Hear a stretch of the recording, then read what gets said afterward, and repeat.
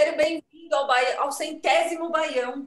A gente falou na última gravação que não seria nada de anormal, porque é sobre consistência, é sobre isso virar um hábito, mas dá um quentinho no coração, vai. 100, a gente se manteve consistente por no mínimo 100 dias, só como são 2 por semana, isso dá uma porrada de semanas, é quase o nosso ano pandêmico aqui representado em releituras de notícias, Fábio. Eu fiz a conta, eu acho que eu devo ter investido um mês desses últimos 12 no Baião.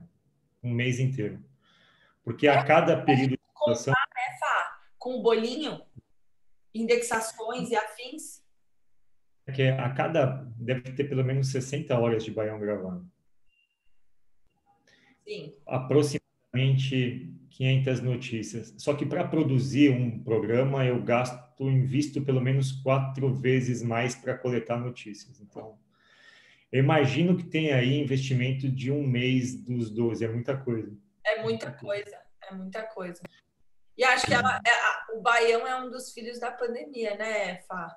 Acho que do ponto de vista de necessidade de se manter são, do ponto de vista da gente ter conseguido talvez economizar um troco aí de deslocamento, né? Da gente ter que usar esse novo formato e ele passar a ser mais natural para a gente, né? Em outros momentos talvez isso não fosse. A gente esperava que em um ano a vida fosse um pouco diferente, né? Mas... E é uma tentativa também de imprimir um tipo de leitura alternativa das coisas, de interpretar tudo com um viés um pouco mais educativo e pedagógico. Foi isso que a gente tentou fazer nessas 500 edições. Não tem nenhum tipo de notícia especial para a centésima, mas eu tentei selecionar 4 notícias que, de alguma forma, aparecem frequentemente dentro do nosso espaço ou que nos representam. A primeira é uma notícia recentíssima, do dia 15, que saiu na Wired, que é que o Wikipedia está finalmente sentando à mesa de negociação com as empresas. Uma plataforma colaborativa. O Baião, de certa forma, não é colaborativo, mas ele é, enfim, descentralizado, ele é gratuito, todo mundo pode ler as nossas opiniões, ouvir as nossas opiniões gratuitamente. O Wikipedia faz isso há 20 anos, que é, enfim, ser a enciclopédia da internet, uma comunidade super bem sucedida. Só que o Wikipedia, no final das contas, ele tem sido usado como veículo oficial de todas as plataformas de internet. O Google, por exemplo, usa o Wikipedia como o mecanismo oficial ali de nivelamento de informação na internet, né? A fonte oficial é o Wikipedia. São os primeiros, né, Fá? Se você digitar um tema aleatório, depois dos ads, em geral, vem o Wikipedia, é verdade. E o Wikipedia é, de fato, usado pelo Google conscientemente dentro da regra de negócios do Google, né? Também a Amazon, quando tem a Alexa, todos esses dispositivos assistentes virtuais recorrem ao Wikipedia como fonte primária e fidedigna ali de informação. Eu não sei se você sabia disso, mas o Google, no princípio, tentou meio que tirar o Wikipedia de circulação com seu próprio mecanismo de, enfim, enciclopédico, chamava Knowl, de knowledge. Nossa! Ele tentou fazer isso lá no princípio, não deu certo. E nesse princípio, quando ele tentou implantar a própria ferramenta, ele deu meio que uma escanteada no Wikipedia, não privilegiava os resultados que vinham da plataforma em primeiro lugar, favorecia os teus. E aí ele viu que não tinha como competir com alguém que era muito mais descentralizado, muito mais permeável, muito mais ágil do que ele para poder gerar informação de qualidade. E aí ele abraçou o Wikipedia com todas as forças. Mas, no princípio, o Google tentou fazer o Knowl, chamava Knowl, que é uma abreviação de Knowledge. Qual que é o lance, cara? Rapidinho, eu estou lendo, calhou que eu estou lendo o livro do Pierre Levy, né? Que chama Cybercultura. E ele fala sobre inteligência coletiva e tal. E o Pierre Levy, que é um pesquisador tunisiano, ele é apaixonado pelo Wikipedia. Apaixonado. Ele comenta muito sobre o ato corajoso de tentar criar a primeira democratização de informação. Ele fala sobre uma possibilidade de governo, assim, sabe? E ele fala que o primeiro pilar de um bom governo digital, de um bom governo né, de uma cyberdemocracia, é você ter libertação da emissão, que é você conseguir colocar todo mundo podendo cocriar conhecimento, né?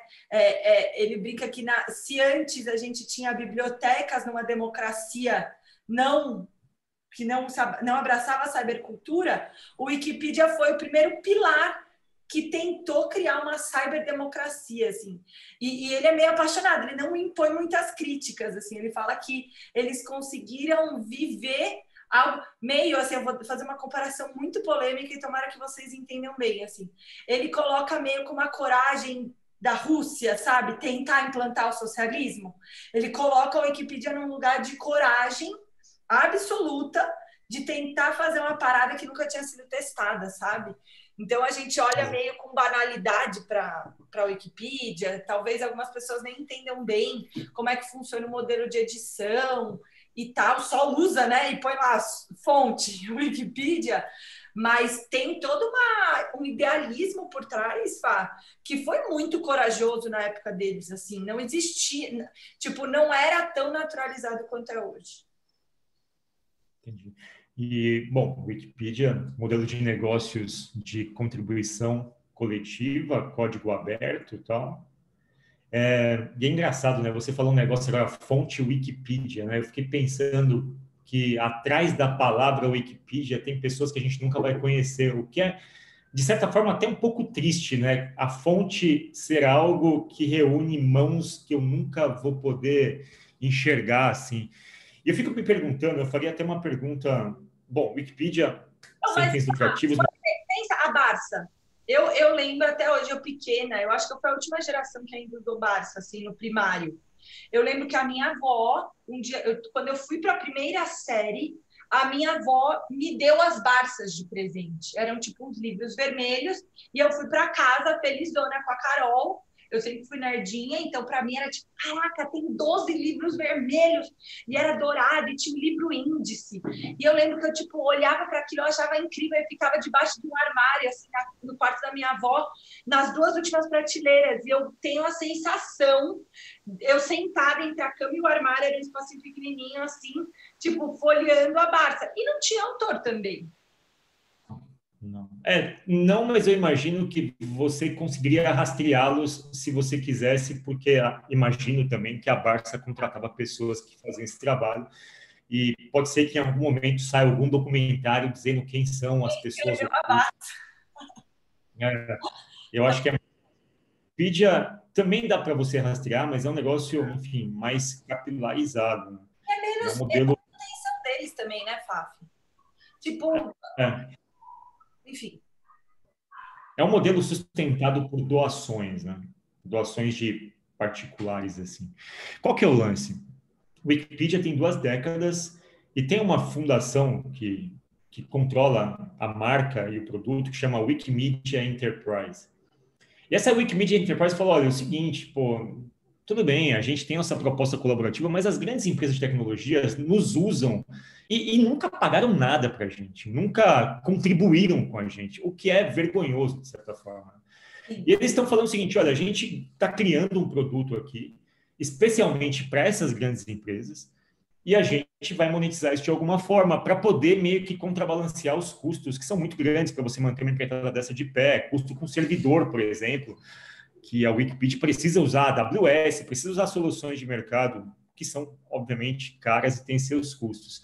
O que isso pressupõe, né? Pressupõe que, enfim, a gente, quando usa a Wikipedia como usuário comum, a gente só vê ali a informação tal como uma enciclopédia mesmo. Mas por trás daquilo tem uma espécie de... tem dados brutos, né? Tem toda uma inteligência, as quais as empresas usam aqueles códigos para embutir nas suas soluções e produzir outras informações a partir daquilo. Esse tipo de informação, ele é processado com um certo delay, assim, não é automático. Então, a Wikipedia, tipo, fornece isso com um certo atraso, mas não fornece isso de um jeito muito, digamos... eu vou usar a palavra qualificado no sentido, ela não se esforça muito para produzir informações num nível de profundidade enorme. Está aqui, você processa, tal, usa para ti. E aí as empresas teriam que fazer isso, cada uma no seu canto.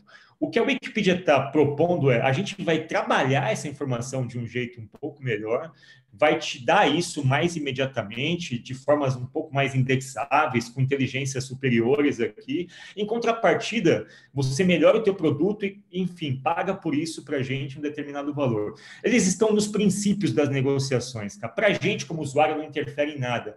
Mas a dinâmica da Wikipedia de transacionar essas informações, os motores dessas informações para as Big Techs, passa a ter um outro nível de atendimento e de especificação, onde a Wikipedia julga que existe um valor agregado, o qual as empresas poderiam pagar para utilizar. Então, ela começa a sentar à mesa das Big Techs, e eu acho super saudável que isso aconteça, eu quero acompanhar onde isso vai dar. E eu sempre me pergunto, né, o que seria do mundo digital, que a gente já tem uma série de controvérsias em relação à cultura do algoritmo, dos limites da privacidade, da segurança, mas eu fico imaginando, cara, o que seria o mundo digital sem a Wikipedia? Cara, nesse sentido, Fá, eu concordo com o Pierre Levy, assim, e quem quiser ler, leia o Cybercultura. Um livro meio denso, assim, meio chatão, porque é meio acadêmico, assim, mas é o que ele fala, Fá, a gente não ia ter conseguido construir o que ele chama de cybercultura, que é o mundo que a gente vive hoje. Né? A gente associa a cybercultura muito a cyberpunk, hackers, mas no fundo, o que a gente vive hoje, né? O cibernética tem a ver com automação, a ciência da automação. A gente automatizou algumas coisas, então eu acho que a Wikipedia talvez tenha sido o primeiro grande marco dessa parada, que se não tivesse existido, ia ter um pilar frouxo ali, sabe? Que é o libertação da emissão, você poder produzir conteúdo ali, né? Você já tinha Fotolog, você já tinha blogs antes da Wikipedia, mas não de forma a produzir conteúdo real, sabe? A redocumentar a história da humanidade por um olhar holístico, né? De várias pessoas diferentes. Então, eu acho que seria totalmente diferente. Totalmente diferente. Certamente mais desigual do ponto de vista de acesso à informação. Se não houvesse... não teria arrumado para esse ponto, Fá, de reconhecer que a internet é um lugar onde todo mundo tem vez, um lugar um pouco mais libertário, assim, sabe? Tenho um pouco de medo de falar isso, porque o Jaron Lanier fala que esse é o problema. Por isso que tem tanto cybercrime, por isso que tem tanto problema, porque a gente associou a internet como um mundo descolado, né, do nosso mundo, que onde é a terra de ninguém, onde você não paga nada, onde você não deveria pagar nada e não tem nada a ver, não é isso. Mas eu acho que certamente se a Wikipedia não existisse, a gente não teria tanta maturidade nessa discussão de ver a internet como um lugar colaborativo, sabe? Eu não sei se é Dostoiévski que tem uma frase que fala: se Deus não existisse, teríamos que inventá-lo. E eu acho que a frase também para o Wikipedia é exatamente: se a Wikipedia não existisse, a gente teria que inventá-la. Ou seja, não dá para conceber o mundo sem a divindade, no caso da expressão do Dostoiévski, e não dá para existir um mundo digital sem a Wikipedia também. Enfim, é uma das coisas mais interessantes, e eu meio que sonho com um dia que na capa da revista Time vai estar escrito empresa do ano, Wikipedia. Eu sei que não é uma empresa, mas a instituição do ano, Wikipedia. Total. Bom, vamos lá. Se que isso trazia reminiscências dos baiões anteriores, o Wikipedia, de certa forma, é uma inspiração. Totalmente. Artigo do El País, do ano de 2020, do dia 27 de setembro de 2020. Ela não é tão recente. Que merda. O que aconteceu? Não, tô chocada só com a notícia. Tá certo, Fá. Mais visibilidade é assim que o Instagram prioriza a nudez. Tá na tela do El País? Tá. Calma aí.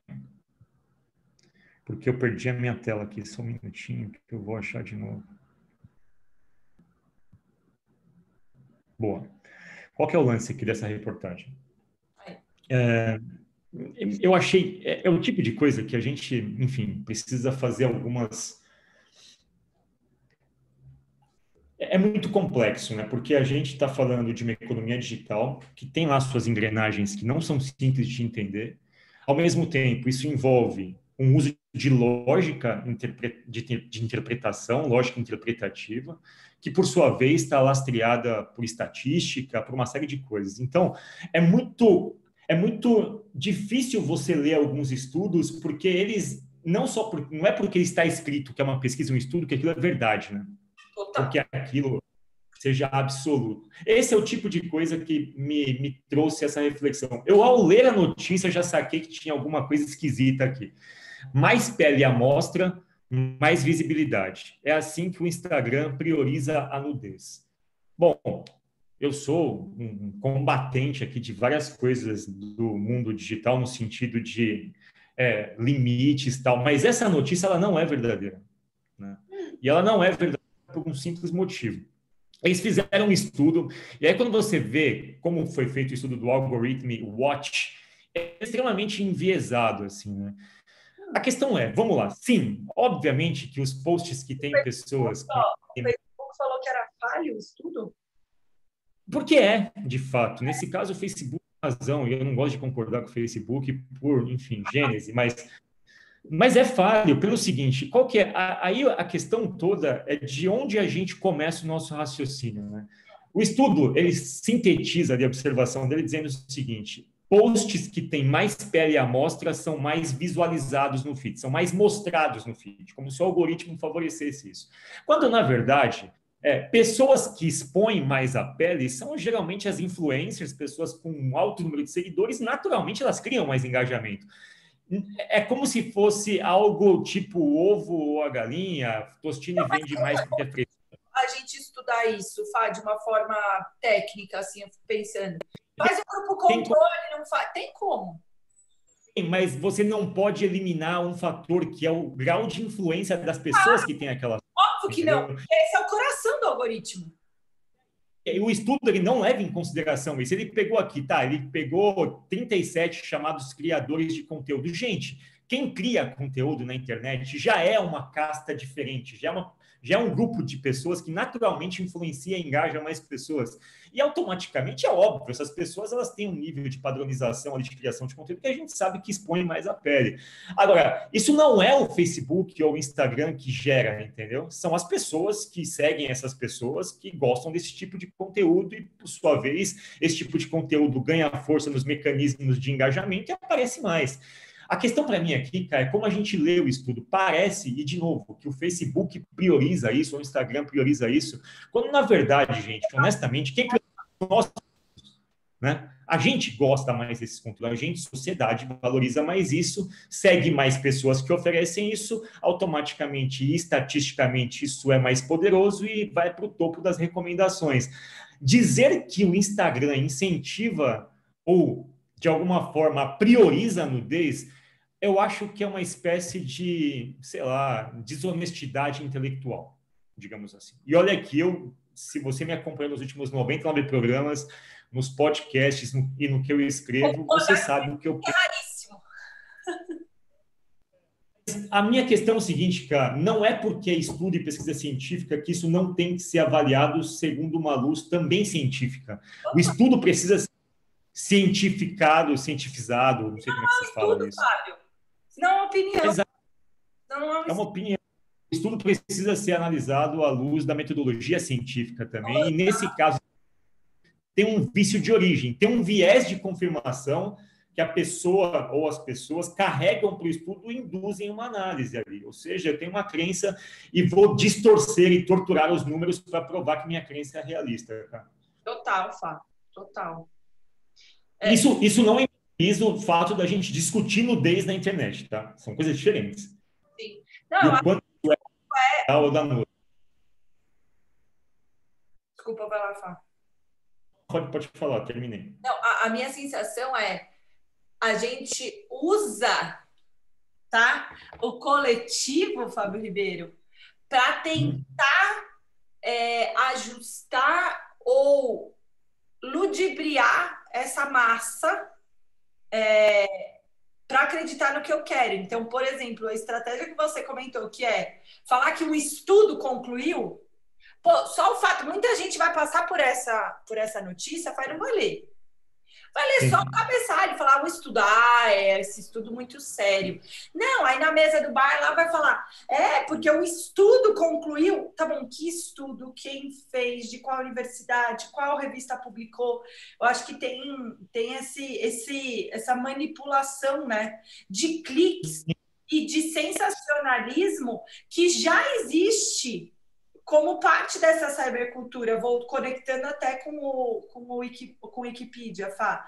A gente, só porque está lá, a gente acha que é sério, só porque tem a palavra estudo, a gente acha que é sério. Não é. Não é. E aqui, quando você associa o nome de uma marca dizendo que ela prioriza a nudez, é bastante perigoso, porque não é a marca que prioriza a nudez. Na verdade, são os comportamentos dos seus usuários que criam mecanismos de engajamento, os quais, obviamente, reforçam a visibilidade de anúncios cuja temática principal é a nudez. Pode ser, né, Fá? Pode ser isso. O lance pode ser que o Instagram priorize? Pode ser, mas você não pode afirmar com um estudo com 36 pessoas. Ponto. Exato. Então, esse que é o meu ponto, é da gente ter ciência para analisar a ciência. Mas, de novo, esse artigo é algo que a gente trabalhou muito nos últimos 99 Baiões. A gente traz muito aqui a necessidade de você analisar fontes, métodos, de você, enfim, confrontar os seus vieses. Então, é uma segunda notícia que, de certa forma, encampa e dá um pouco de amarração para essas 99 edições que a gente já fez. Boa! Bom, terceira, que também tem a ver com os 99 episódios que apareceu muito por aqui.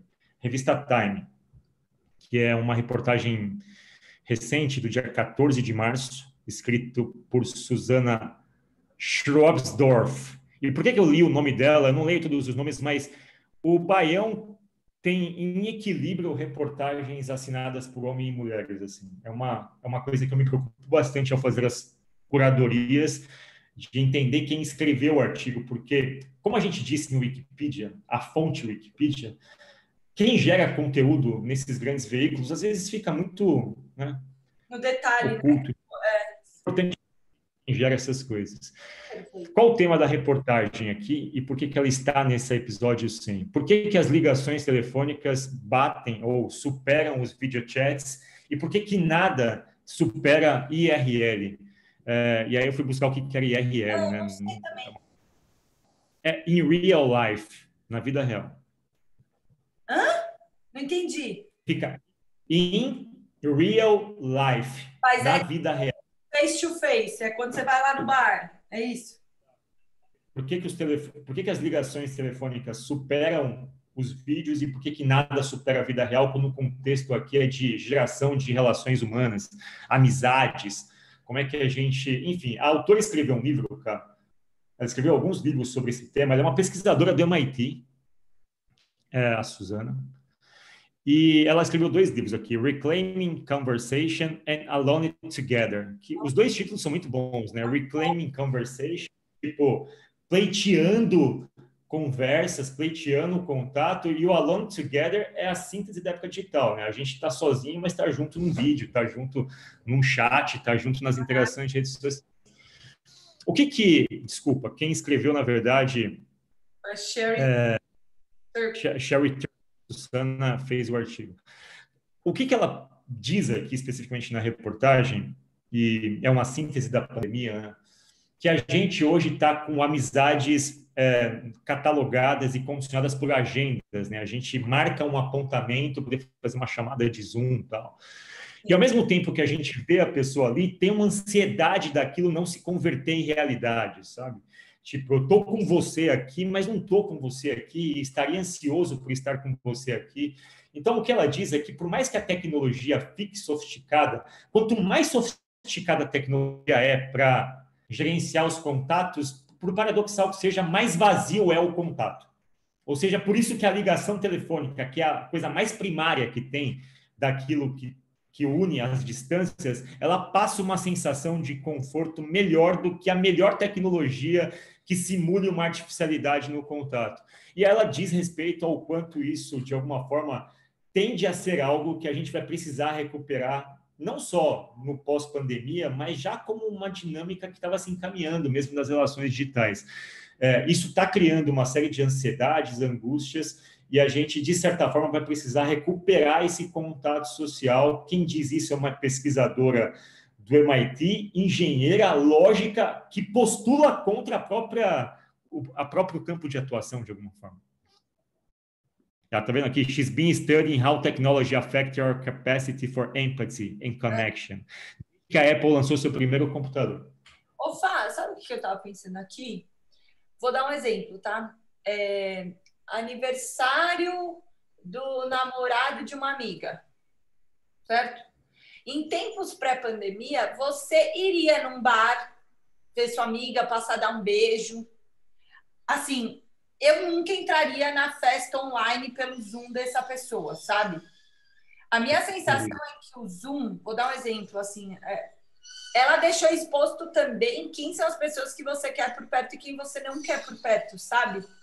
Ao mesmo tempo que eu concordo plenamente, e eu acho que a gente vai ter que ressignificar a empatia, a minha sensação é que você, hoje, a pandemia e o uso de videochats e tal, deixa muito claro com quem você quer ter intimidade, com quem você quer ter uma relação e com quem você não quer. Eu conto nos dedos as 3 ou 4 pessoas que eu ligo em vídeo porque eu quero ver a pessoa, porque eu tô com saudades. Eu acho que por mais, obviamente, que o in-person, né, que o presencial não substitui do ponto de vista de empatia, de carinho, mas, ao mesmo tempo, também, eu acho que a opção de você... o fato da gente não poder ter esses encontros fez com que a gente selecionasse mais com quem que a gente ia se expor a mais tempo de tela, sabe? Não sei. Sim. Eu tenho uma teoria que eu acho que, quando fala recuperar a empatia, eu acho que só pode recuperar quem, em tese, já teve. Total. Então, eu, por ser mais velho, vivi mais a época, digamos, de relações sociais convencionais. Então, eu sinto falta de recuperar algumas coisas nesse processo. Mas eu fico imaginando quem já vem dentro desse mesmo espaço, onde não entende efetivamente o que a gente diz com recuperar coisas, porque, tipo, eu não sei o que você quer recuperar, porque eu nunca tive e eu gosto disso. Qual que é a minha visão de longo prazo? A minha visão de longo prazo é que o encontro pessoal ele vai ser algo quase como se fosse uma droga. Do tipo, pessoas muito tardiamente na vida vão descobrir que você libera sensações, hormônios, ao encontrar pessoas reais e vão se viciar naquilo. Tipo, o que você é? Eu sou viciado em falar com pessoas na rua, porque imagina alguém que viveu numa bolha digital onde foi limitada de acessos emocionais durante tanto tempo, em algum momento, por acaso, descobre que a pele arrepia quando você conversa com alguém, ou que o teu corpo solta hormônios e aquilo dá uma energia, uma dopamina, uma endorfina. As pessoas vão se viciar em contato humano. Eu acho que no futuro o contato humano vai ser um doping, do tipo, o que você está fazendo na rua? Eu estou procurando gente para conversar, do tipo, quero falar com os meus amigos, tal. Eu tô falando sério, eu não falo isso de brincadeira, não. Eu tô usando princípios lógicos muito claros, assim, para dizer que eu imagino que no futuro muito breve a gente vai se viciar em contato humano. Ao mesmo tempo, a gente talvez escolha, né, Fá, quais contatos humanos a gente quer com um pouco mais de... Tipo, cara, não vou... Vou dar um exemplo, assim, eu nunca fui a louca do show, de, tipo... Mano, pra mim é um perrengue, assim, tipo, mano, tem que ficar, o banheiro é ruim, tem que ficar de pé.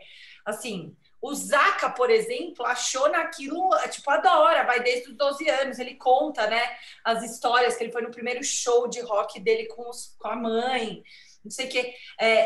Eu acho que tem um pouco dessa coisa. Ele achou ali naquele ambiente de contato pessoal um negócio que ele não consegue achar vendo. Eu, Camila, prefiro ver no YouTube. Ponto. Assim, então, acho que a gente também vai começar a escolher mais em quais ambientes e quais formatos a gente prefere, sabe, Fá? Acho que a gente racionalizou um pouco mais nessa pandemia. Eu preciso escrever essas minhas teorias, viu? Porque assim, eu não sou famoso nem nada, mas eu acho que se eu ficar, isso vai ter valor no futuro. Vai, Fábio. Com certeza. Já tem valor para mim. Você podia escrever, pensa que você está escrevendo para mim, já é um valor. Bom, tá aqui no Baião também, se alguém quiser ver, espalhar, só dá o crédito. É isso. É isso, cara. O Baião número 100 trouxe 3 notícias. Falou que era 4. Tem uma quarta notícia. Eu ia fazer, dá tempo de fazer? A gente é o 100, Fábio. Se no 100º a gente não puder usar o tempo que quiser, porque eu vou... Ai, gente, posso fazer uma coisa? Você vai ficar muito puto comigo. Eu não gosto mais do Projota. Mas ele falou um negócio tão bonito na despedida dele do BBB, que ele falou assim: se nesses 51 dias eu não falei ou fiz alguma coisa que te marcou, não é agora na minha saída que vai rolar. Tipo, não há mais nada que eu possa fazer. Então, acho que é isso. Se nesses 99 baiões a galera não sacou que a gente está aqui aprendendo, trocando, se dedicando pelo conhecimento deles, não vai ser nesse que a gente vai converter ou perder um ou outro. A última, ela é uma notícia que... Eita! No bem, então, o Baião de hoje eu trouxe 4 notícias que são assuntos que orbitam na nossa gênese aqui. O primeiro, plataforma colaborativa, esse novo jeito de consumir conteúdo. Cultura. O segundo, a nossa necessidade de melhorar nossa capacidade de leitura das coisas, que são as pesquisas que a gente trouxe, especificamente da nudez. Essa terceira agora, sobre o quanto é importante, mesmo no meio digital, a gente ter consciência da importância das construções das relações sociais, isso sempre apareceu, isso faz parte da Mastertech, esses 3 tipos de coisas fazem parte. E, obviamente, para encerrar, não daria para encerrar sem falar de um assunto que bate no nosso peito diariamente, que é a educação, né? Então, esse estudo, ele é... Eu vou usar a palavra dramático para ser um pouco mais leve, mas ele é muito pior do que isso. E olha, a notícia em si, o fechamento de escolas na pandemia, pode deixar 70% das crianças sem ler corretamente. Gente, isso, o que está dizendo aqui é basicamente que a gente está terminando o ensino fundamental ainda quase que analfabeto. Esse número no Brasil sempre foi alto, tá? A gente, em tese, terminava ali o ensino fundamental com uma pobreza de aprendizagem alcançando 50% dos alunos. Isso antes da pandemia.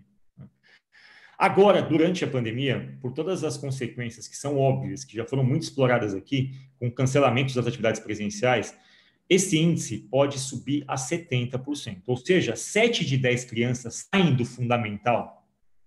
Fundamental, gente, são 9 anos. É do pré à 4ª série, né? Anos. É a fase da construção cognitiva, da plasticidade neural, do indivíduo como ser social, do indivíduo em relação tendo seus primeiros contatos com o meio ambiente. A pessoa sai desses 10 anos com 70% de defasagem em leitura. Leitura. E aí, esse é um estudo do Banco Mundial, tá? Porque leitura tem a ver com interpretação de texto tem a ver com pensamento crítico, que tem a ver com a sua posição enquanto cidadão no mundo. Interpretação de texto é o chão que a gente pisa, cara. Se a gente não tem chão, a gente vai para um buraco. Então, interpretação de texto, metaforicamente falando, é o chão, é onde a gente pisa, é onde a gente caminha. Se eu não tenho chão, eu não caminho ou fico num buraco eterno. Essa é a metáfora mais clara para esse negócio. E aí, 70% e tal. Qual que é o lance, cara? O lance todo, e aí, de novo, tem outras estatísticas sobre como o conhecimento decaiu e tal. E na pandemia, esse dado é meio alarmante, assim. No Brasil, o telefone celular, aquela telinha pequena, e não é um celular número 10 da Apple, da Samsung, é um celular. Não é um iPad, exato. 5% da população indígena usa internet com isso. Da população negra, 65%. E da população parda, 60%. Ou seja, de quem está nos recortes mais vulneráveis desse país, pelo menos 2/3 aí da população usa uma tela pequena para acessar a internet e conteúdo e está privada de encontros presenciais pelos motivos que a gente sabe. Cara, esses dados todos criam uma outra conclusão aqui, um silogismo. Esse impacto ele vai perdurar nos próximos 15 anos, ele vai ter efeito econômico e efeito social e efeito de mobilidade social, ele vai criar ainda mais desigualdade por mais 15 anos, ou seja, esses 13 meses vão criar 15 anos de efeito. Mas são muito mais, Fá, do que 13 meses. Sim. Vai ser muito mais. A expectativa é de que isso dure até 2038, que a gente vá sentir o abalo sísmico da pandemia aí na educação até 2038, ou seja, é uma onda que vai ecoar até 2038. Cara, isso para mim é chocante, porque A gente se preocupa com muita coisa e a gente tem discussões que elas vão para muitos lados, de segurança, do digital, da evolução do modelo de negócios, da inteligência artificial. E tem um problema mastodôntico na nossa frente que a gente evita olhar. E educação é isso, é um problema mastodôntico que a gente evita olhar, né? Então, é alarmante, sempre foi alarmante a posição do Brasil em educação. Isso tem consequências seríssimas em ciência, em produtividade, em competitividade, mas tem consequências seríssimas em mobilidade social. Isso que já era alarmante cresceu 40%, saiu de 50% para 70%, ou seja, houve um aumento do problema em 40%. 20 pontos percentuais, mais 40% de impacto. O que você acha disso tudo, Caio? Eu sei que não é a melhor notícia do mundo para encerrar o Baião, mas, de certa forma, a educação faz parte da nossa pauta. A gente tem uma ONG que trata desses assuntos e eu acho que a gente tem aqui um trabalho fundamental de, primeiro, alertar as pessoas sobre isso, segundo, criar essa consciência e, terceiro, botar a mão na massa e fazer alguma coisa. Ai, Fá, porque eu acho que, na verdade, eu acho essa notícia perfeita para encerrar o Baião, porque é o que você falou. Leitura é tipo a base do que, tipo, é o que a gente faz aqui, Fá. É a gente trocar entre a gente as nossas percepções de leitura. A partir do momento que existe uma defasagem nessa capacidade, eu enfraqueci socialmente o meu país. Assim, é princípio básico que é você simplesmente compreender. Quando você olha lá para a taxonomia de Bloom, a primeira é compreensão. Se eu não consigo compreender, eu não consigo avançar, eu nunca vou conseguir aplicar, eu não vou conseguir analisar, eu não vou conseguir crescer. Então, acho que o Baião ele está aqui na tentativa da gente suportar as pessoas a tentar compreender, usando as nossas visões de mundo, né, para tentar fomentar que ela também aplique a dela. Se a gente vai ter uma defasagem, vai ter por muitos anos, talvez o Baião se torne ainda mais necessário, para tentar ser um fôlego, uma alternativa para que a pessoa treine isso, mas é muito pesado, assim, você pensar que vai ser longo, né? Que a gente, é um negócio que a gente vai ficar pagando parcelado, assim, por 15 anos, né? Mas eu acho que talvez essa notícia faça o Baião ser ainda mais potente, assim, ainda mais relevante, sabe, Fá? Baião número 100, interpretação de contexto, que é tudo que a gente faz, interpretar A contexto. gente podia ter. Eu acho, Fá, eu gostei muito dessa sua tentativa de trazer 4 notícias de temas recorrentes, assim. Eu talvez colocaria esse Baião como consistência, assim, sabe? O quanto a gente se manter fiel a esse propósito de interpretação de contexto, mas o quanto consistência é importante, sabe, Fá? Não sei, me emociona a gente parar para pensar que a gente, sem necessariamente ter clareza de quem são as carinhas ou os ouvidos que estão do outro lado da tela, se colocou de forma consistente a produzir essa nova leitura, sabe? Não sei, eu vou pensar o que eu vou escrever de título. Título Interpretação de Contexto, um agradecimento especial ao Zaca, que faz as edições dos podcasts, que sobe os Baiões nas redes sociais. Baião número 100, cara. Uhul! Até mais. Até, pá! Parabéns pra gente! Tchau.